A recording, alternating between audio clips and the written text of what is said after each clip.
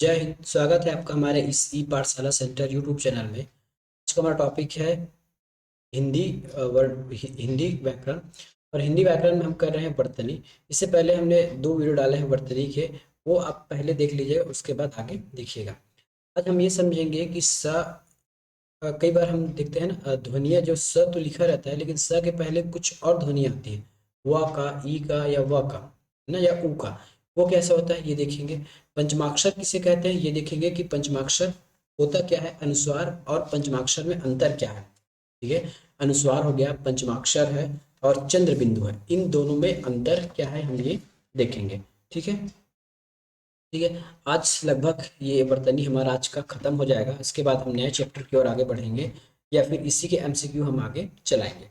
ठीक है, यदि आप वीडियो देख रहे हैं और यदि हम हमारे नए व्यूवर हैं तो ये देख लीजिए कि ये मात्र वीडियो के लिए हम नहीं बना रहे हैं।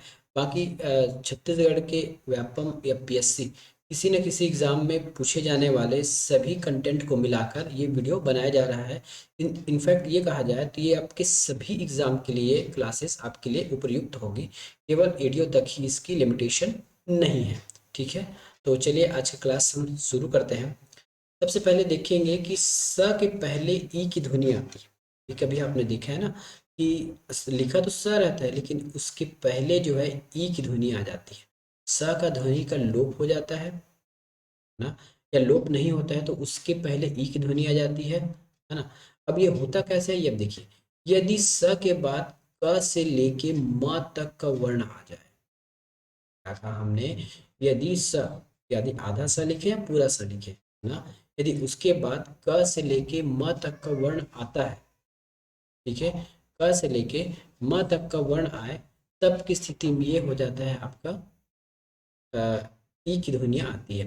अब क से लेके म तक का मतलब क्या है, क से लेके म तक का मतलब है हमारा स्पर्श व्यंजन, है ना, स्पर्श व्यंजन। इसकी संख्या कितनी होती है तो ये होती है 25। ठीक है, यदि स के बाद स्पर्श व्यंजन में से कोई भी आए तब हम उसकी जो ध्वनि है वो ई में आ जाएगा। जैसे देखिए स्कंद, है ना, यहाँ पे ई कहीं नहीं लिखा है लेकिन ये स्कंद आ रहा है। स्पंज, ठीक है, यहाँ ई कहीं नहीं लिखा रहा है लेकिन ये जो स के बाद क आ गया, प आ गया, वो हमारे स्पर्श व्यंजन के अंतर्गत ही आता है। स आ गया और प आ गया, ये हमारे स्कंद स्पर्श व्यंजन के अंदर ही आता है। पर स्नेह ना, स्नेह लिखते हैं ना, प्यार वाला स्नेह, स्नेह, ये देखिए इसमें भी आपका ई का साउंड सबसे पहले आ रहा है। स्तूप, स्तूप में देखिए, स्तूप बोलने पर भी ई पहले आ रहा है, स बाद में आ रहा है ना। स्नेह बोलने पर भी ई पहले आ रहा है, ने बाद में आ रहा है। और स्पंज बोलने पर भी कई बार इसको ना जो यूपी वाले हैं उसको अस्पंज बोलते हैं, जो गलत है ना। इसमें ई की ध्वनि ही आएगी। बहुत लोग बोलते हैं ना अस्पंज, अ की ध्वनिया कहीं भी नहीं आता ना, वो गलत है। अगर वो ग्रामेटिकली देखा जाए तो वो गलत है, उसमें अ की ध्वनिया नहीं आएगा, उसमें ई की ध्वनि आ जाएगा।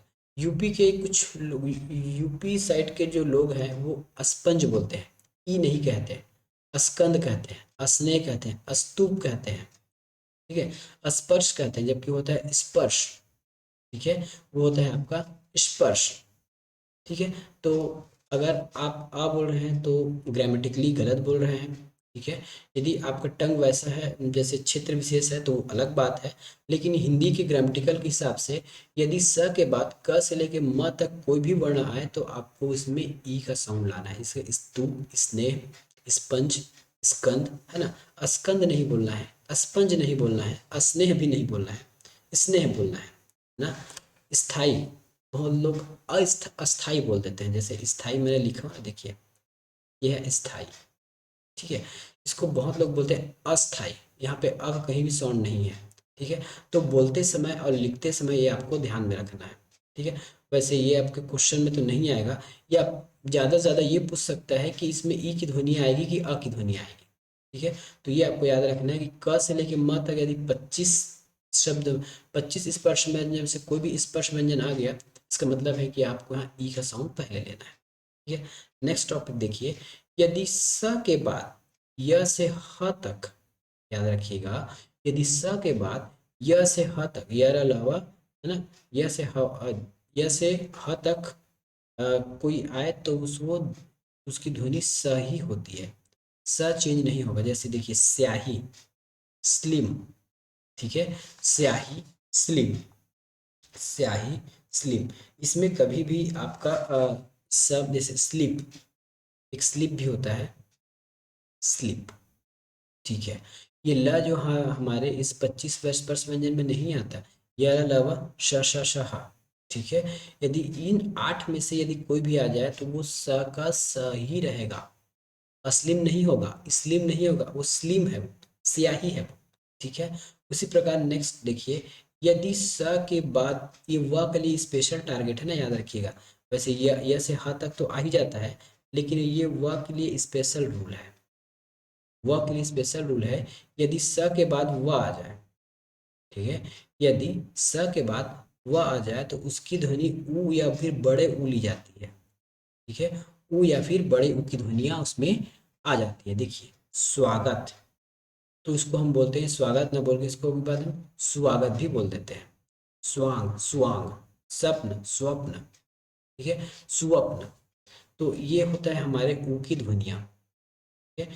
यदि स के बाद यदि व आ जाए तो हमको उसमें ऊ की ध्वनियाँ लेना होता है। जैसे स्वप्न भी बोलते हैं, स्वप्न भी बोलते हैं, स्वांग, स्वांग, स्वागत, स्वागत, ना। एकदम परफेक्ट आप स्वागत बोल सकते हैं, लेकिन इसमें ऊ की ध्वनियाँ आ ही जाती है, स्वागत। आगे चलते हैं, नेक्स्ट हमारा टॉपिक क्या है, वर्तनी का नेक्स्ट टॉपिक। अब यहाँ हम देखेंगे पंचमाक्षर क्या होता है, अनुस्वार क्या होता है, और चंद्र बिंदु किसे कहते हैं, ठीक है। अनुस्वार सबसे पहले देखते हैं।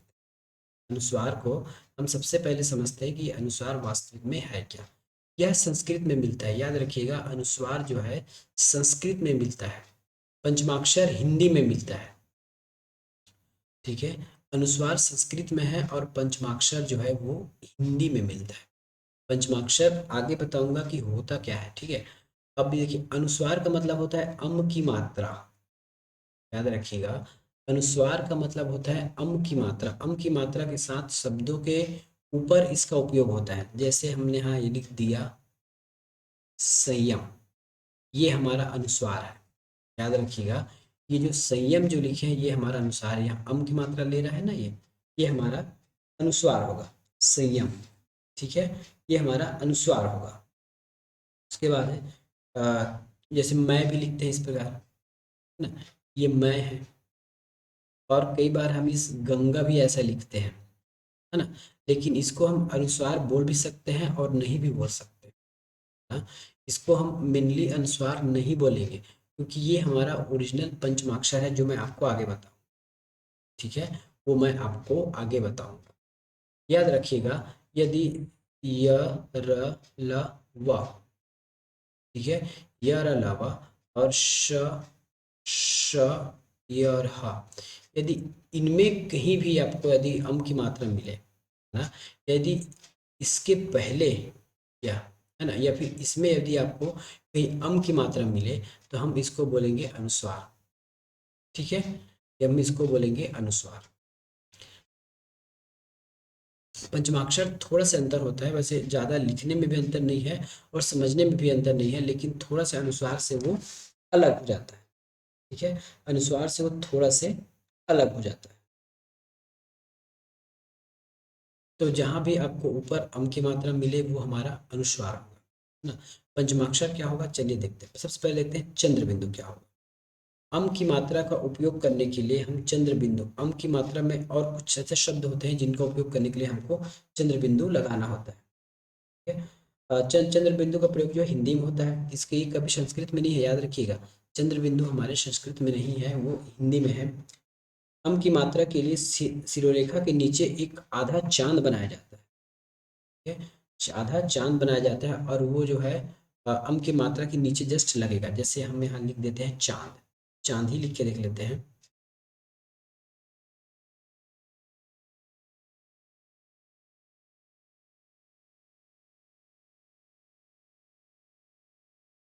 यहाँ लिखते हैं चांद,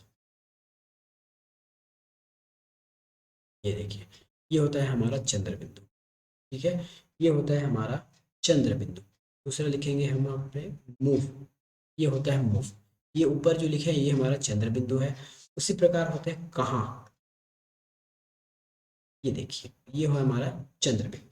ठीक है, मेनली अनुस्वार क्या होता है, अनुस्वार सिंपल एक अम की मात्रा होगा और चंद्र बिंदु कुछ इस प्रकार से होगा।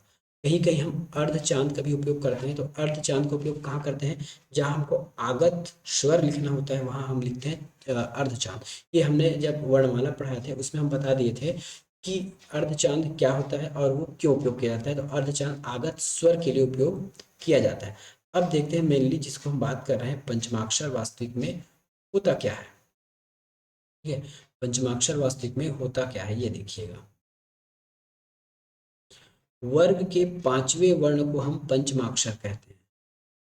ठीक है, वर्ग के पांचवें अक्षर को हम पंचमाक्षर कहते हैं, याद रखिएगा। क्या कहा हमने, वर्ग के पांचवें वर्ण को पंचमाक्षर कहते हैं, इसे मात्रा के रूप में प्रयोग करते हैं। अब देखिए पांचवा अक्षर कौन सा है, तो ये पहला हो गया, ये दूसरा है, ये तीसरा है, ये चौथा और ये पांचवा। ठीक है, तो पांचवे में कितना हो गया, इतना। ये इतने को हम बोलते हैं पंचमाक्षर, या इसी को हम बोलते हैं अनुनासिक। अनुनासिक। क्वेश्चन आता है कि अनुनासिक वर्ण कितने हैं, तो अनुनासिक वर्ण 1 2 3 4 5 है। ठीक है, इसको हम अनुनासिक भी कहते हैं। ठीक है, इसे हम क्या कहते हैं, इसको हम अनुनासिक भी कहते हैं। और अम और आह का भी उच्चारण हमारे नाक से ही होता है। ठीक है, ये हो गया अनुनासिक। दूसरी बात, हम अ, इस पांचों के स्थान पर, है ना, कभी कभी केवल इस अम की मात्रा से काम चला लेते हैं। ठीक है, इन पांचों के स्थान पर हम कभी कभी इस अम की मात्रा के स्थान अम का मात्रा को लेकर स्थान ले लेते हैं। जैसे देखिए गंगा, गंगा। ठीक है, गंगा। अब क्वेश्चन में ये पूछेगा कि ये जो गंगा है ना, ऊपर जो बिंदी लगा है, ठीक है, ऊपर ये जो बिंदी लगा है, ये हमारे पंचमाक्षर है कि अनुस्वार है। क्या क्या पूछेगा, जो हमने गंगा लिखा है और गंगा के ऊपर जो हमने बिंदी लगाया है, क्वेश्चन वाला पूछेगा कि ये जो बिंदी है पंचमाक्षर है कि अनुस्वार, की अनुस्वार है। केवल देख अनुस्वार के लिए हम क्या यूज करते हैं, ये अम की मात्रा, ये अम की मात्रा ही अनुस्वार कहलाता है। है? अम की मात्रा ही अनुस्वार कहलाता है। लेकिन एग्जामिनर पूछेगा कि ये जो गंगा में ग में हमने जो ऊपर एक बिंदी लगाया है, वो वास्तविक में ये वाला अम है कि इस पांचों में से कोई एक है। क्वेश्चन नहीं पूछेगा। अब पता कैसे चलेगा कि पांचों में से एक है, तो इसके जानने का सबसे अच्छा तरीका ये है कि इसके बाद कौन सा अक्षर है, इसके बाद कौन सा है ना, इस मात्रा के बाद कौन सा वर्ण है। इस मात्रा के बाद है हमारे ग। अब ग कहाँ पे है, ये देखिए, ये हमारे पहले कचट तप में क वाले में ग है। ठीक है, क वाले में ग है। यदि ये ग है, इसका मतलब ये अम की जो मात्रा है वो अंगा है। ठीक है? तब हम इसको कैसे लिखेंगे, इस प्रकार से लिखेंगे, गंगा। ठीक है, तो ये सही है। कैसे पता चला, इस ग को देखेंगे। ठीक है, यदि इस ग की जगह और कोई होता तब कैसे निकालते, ये देखते हैं। एक आध और एग्जांपल ले लेते हैं ताकि हमारा जो डाउट है वो बहुत अच्छे से हो जाए। जैसे हम लिख लेते हैं यहाँ पे चंचल, ये हमने लिख लिया चंचल। अब फिर से एग्जामिनर पूछेगा, जो आपने ये जो अम की मात्रा लगाई है या फिर एक बिंदी का उपयोग किया है, वो क्या चीज है, वो अम है या पंचमाक्षर है। और पंचमाक्षर है तो कौन सा पंचमाक्षर है, तो सबसे पहले हम इस अम के बाद देखेंगे च। च कहाँ पे है, च कहाँ पे है? ये देखिए, तो हमारे पास च यहाँ पे है। ठीक है, और च का पांचवा वाला सदस्य कौन है, च का पांचवा सदस्य है या। ठीक है, च का पांचवा सदस्य है या। इसका मतलब जो है, और याद याद रखिएगा ये आधा ही लिखाएगा ना, पूरा नहीं लिखाएगा ये, तो ये हो जाएगा ये चंचल, इस प्रकार से ना। चंचल आप ऐसा भी लिख सकते हैं, या ये चंचल ऐसा भी लिख सकते हैं। ठीक है, तो पता चला ना कि ये कैसे हुआ। अब जैसे मैंने यहाँ लिखा था आपके लिए संयम लिख दिया ना, याद रखिएगा। यदि मैं ये लिख देता हूँ, हाँ। अब देख ले, अब एग्जामिनर पूछेगा कि ये जो बिंदी लगा है ये क्या चीज़ है। तो अब हम चलते हैं इसके वर्ण के पास, या। तो आपको कहीं या यहाँ कहीं दिखाई दे रहा है इस पूरे 25 में? कहीं नहीं है। यदि या इन इन 25 में से कहीं भी नहीं है, इसका मतलब ये जो अम की मात्रा जो ऊपर हमने उपयोग किया है वो वास्तविक में ये है। ठीक है। यदि सामने वाले वर्ड के पास हम इस यदि इस 25 में से यदि वो कोई नहीं निकला, तब की स्थिति में ये अम की मात्रा होगा, नहीं तो ये पंचमाक्षर है। ठीक है। कुछ और देख लेते हैं, जैसे कंठ देखते हैं, कंठ। ठीक है। कंठ यहाँ पे लिख लेता हूँ, कंठ। ये कंठ लिख लिया मैंने। फिर से एग्जामिनर पूछेगा कि जो ऊपर जो बिंदी लगाया हो क में, वो क्या चीज़ है, या वो अम की मात्रा है कि पंचमाक्षर में से कोई एक है, और कोई एक है तो वो कौन सा है। फिर से हम चलेंगे इसके बाद, ये हो गया ठा। याद रखिएगा अम के जो मात्रा है उसके बाद ही आगे चलना है। तो ठा कहाँ पे है देख लीजिए, ठा यहाँ पे कहीं है पे है क्या, है ना, कंठ।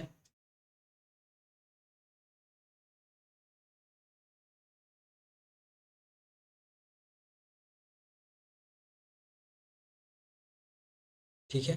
तो ठा कहीं पे है क्या, देखिए ये हमारा का ठा दिख गया। अब इस ठ वाले के पांचवा परिवार कौन सा है, तो पांचवा परिवार है नौ।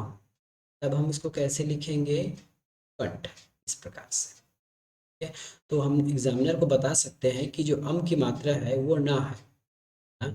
कभी कभी हमारे दिमाग में आता है कि अम की मात्रा के लिए ये ना है कि ना होता है कि माँ होता है कि क्या होता है। अब ये दिक्कत हमारे जीवन से निकल जाएंगी। अब एक और लास्ट देखते हैं इसमें, जैसे हम लिखते हैं संबंध। ठीक है। संबंध। अब आपको बताना है, ठीक है, अब आपको बताना है कि ये दोनों में है ना, ये दोनों में कौन कौन से इस अम, ये जो पहला अम है वो क्या है, और ये दूसरा जो बिंदी है वो क्या है। तो सबसे पहले के पास पहुंचते हैं तो हमको मिलता है ब। ठीक है। ब। तो ब कहाँ पे है, ये देखिए, ब कहाँ पे है हमारे पास, तो ब है यहीं पे, ब दिख रहा है, क खंगा छ छ ज झ त थ द प फ ब भ म, ये ब हमको दिख।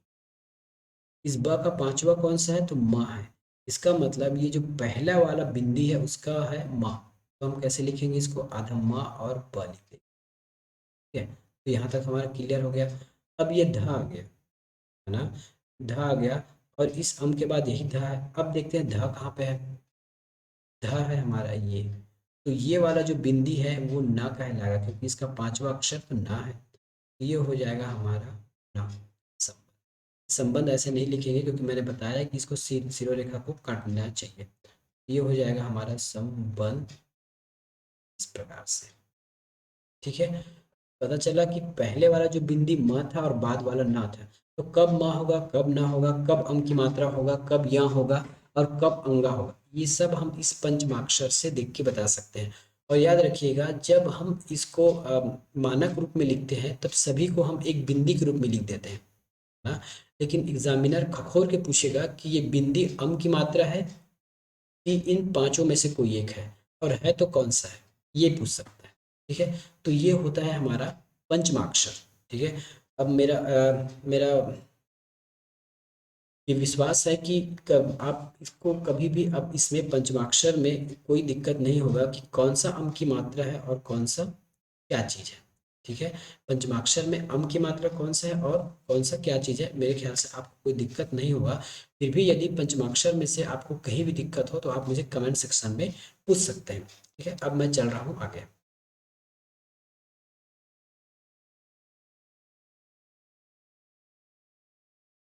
नेक्स्ट हमारा उपयोग है की एवं की का प्रयोग। देख, छोटा की और बड़े की का उपयोग हम कहाँ कहाँ करते हैं ये हमको देखना है। ठीक है। छोटा ई और बड़ा ई का, छोटा की और बड़ा की का प्रयोग हम कहाँ कहाँ करते हैं हमको ये देखना है। क्वेश्चन में कभी कभी ये पूछ दिया जाता है। ठीक है। तो छोटा की एवं बड़ा की का उपयोग, तो देखिए छोटा की का उपयोग क्या होता है। छोटा की का प्रयोग योजक के रूप में किया जाता है। योजक चिन्ह मतलब समझते हैं, ये है ना, है इस प्रकार। योजक मतलब समझते हैं जोड़ने वाला। उसने कहा कि, योजक का मतलब होता है जोड़ने वाला है। देखिए उसने कहा कि वह घर आएगा, ये जोड़ने के लिए उपयोग होता है। योजक मतलब समझते हैं जोड़ने वाला, कनेक्टर। तो उसने कहा कि जब भी आप छोटा की का उपयोग करेंगे तो याद रखिएगा कि वो लगभग आपके 90% चांस है कि वो योजक के रूप में आया है, मतलब दो दो जो वाक्य होंगे उसको जोड़ने का काम करेगा। देखिए उसने कहा, पहला हो गया, वह घर जाएगा, तो ये हमारा पहला सेंटेंस है और ये दूसरा सेंटेंस है। इन दोनों सेंटेंस को जोड़ने का काम कर रहा है ये की। ठीक है, उसने कहा और वह घर जाएगा, ये दोनों अलग अलग वाक्य हैं। इन इन वाक्यों को जोड़ने का काम कर रहा है ये हमारा छोटा वाला की। ठीक है, और एक छोटे की का एक और कार्य है, क्या है देखिए, कि स्त्रीलिंग का बोध कराता है। ठीक है? शायद मैं छोटे की या बड़े की में कुछ, ठीक है, यहाँ पे ये बड़ा की होगा, है ना, ये बड़ा की होगा। ये बड़ा की होगा, तो सबसे पहले बड़ा की यहाँ से देख लेते हैं। बड़ा की का जो प्रयोग है दो रूप में होता है। सबसे पहले वो करना की क्रिया के रूप में होता है, क्रिया के रूप में। और अभी कौन सी क्रिया, बीता हुआ भूतकाल वाला, है ना। उसने दिन भर पढ़ाई की, मतलब पढ़ाई का कार्य खत्म हो चुका है। ठीक है, पढ़ाई का कार्य खत्म हो चुका है। दूसरी बात, स्त्रीलिंग का बोध कराने के लिए इसका उपयोग किया जाता है। ठीक है, स्त्रीलिंग का बोध कराने के लिए भी बड़े की का उपयोग किया जाता है। ठीक है, स्त्रीलिंग जैसे मोहन की बहन सीता की पुस्तक।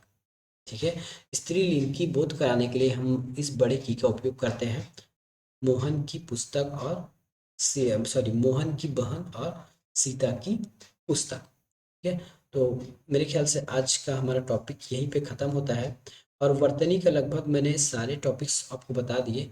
कुछ कुछ जो विशेष होगा उसको हम, ठीक है, थोड़ा सा और है उसको हम कंप्लीट करेंगे, फिर इसके बाद आगे आज हम पूरी ख़त्म कर लेंगे। ये 2 मिनट का और बचा है।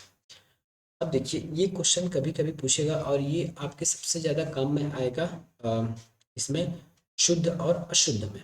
शुद्ध और अशुद्ध में काम आने वाला है। जैसे री, र और स के बाद याद रखिएगा, री, र और श के बाद न व्यंजन के स्थान पर ये वाला ना आ जाएगा, बाण खड़ा बोलते हैं इसको। ठीक है? जैसे राम, अयन, रामायण। ठीक है, यहाँ पे न का लोप हो गया, मतलब देखिए इन दोनों को जोड़ दिया गया। ठीक है, इन दोनों को जोड़ दिया गया। राम प्लस अयन, ये हो गया हमारा रामायण। ठीक है, राम प्लस न, ये हो गया हमारा रामायण। ठीक है, तो री, र और श के बाद न व्यंजन के स्थान पे, री, र और श के बाद हमारे जो न के बाद हमारा उपयोग होता है वो है हमारा न। ठीक है, अब नोट में बात लिख लीजिए, ये सीजी व्यापम में पूछा गया क्वेश्चन है कि वर्तनी क्या चीज़ है। तो लिखने की जो रीति है उसको हम वर्तनी कहते हैं। 1 नंबर के क्वेश्चन में पूछा गया है इसको। ठीक है, लिखने की रीति को ही हम वर्तनी कहते हैं। वर्तनी का सीधा संबंध भाषागत ध्वनियों के उच्चारण से, ये हमने पहले ही जब वर्तनी की क्लास कर रहे थे उस समय बता दिए थे कि उच्चारण से ही मतलब होता है वर्तनी का। इसको हम स्पेलिंग बोलते हैं और हिज्जा बोलते हैं। ठीक है, उच्चारणगत त्रुटियों का कारण उच्चारण स्थल से है। क्या कहा हमने, इस लाइन पर आराम से पढ़िएगा। उच्चारणगत जो भी हमारे से त्रुटियां होती है, जैसे हम 3 श हमारे पास है ना, शक्कर, सरोदा, षटकोण, इन तीनों को उच्चारण अलग अलग है। ठीक है, इन तीनों का जो उच्चारण है वो सर, जैसे अपन शक्कर है श्र, है ना, वो जो शक्कर वाला है वो मूर्धा से होता है। जो षटकोण है वो तालु से होता है श्र। और जो सर होता है उस स का उपयोग होता है दंत से। देखिए कौन कौन सा की बात कर रहा हूँ मैं, ना फॉर एग्जाम्पल बता रहा हूँ, जो ये वाला स है ना, इसका उच्चारण हमारा दंत से होता है, डी से। ठीक है, ये जो श है, ठीक है, इसका उच्चारण हमारे श, और ये जो श है ये दोनों अलग अलग स्थान से होता है। इन्हीं का सही सही जान ना पाना, ठीक है, इन्हीं शब्दों का सही सही रूप न जान पाना हमारे लिए कभी कभी घातक बनता है। यही सा हम अच्छे से नहीं जान पाते हैं, इसीलिए इनका उच्चारण में हमको कठिनाइयाँ होती है।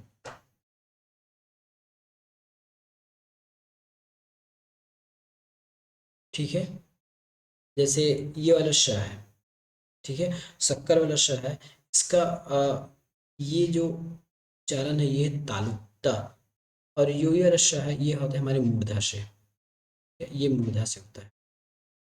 तो किसी भी वर्ण का यदि आपको उच्चारण स्थान स्थल पता नहीं है तो उसका गलत सरित उच्चारण करेंगे, और वही कहलाएंगे हमारी त्रुटियां।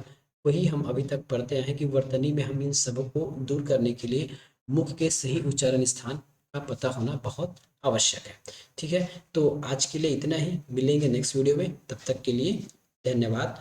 यदि आप चैनल में नए हैं तो चैनल को सब्सक्राइब कीजिए और वीडियो को लाइक कीजिए।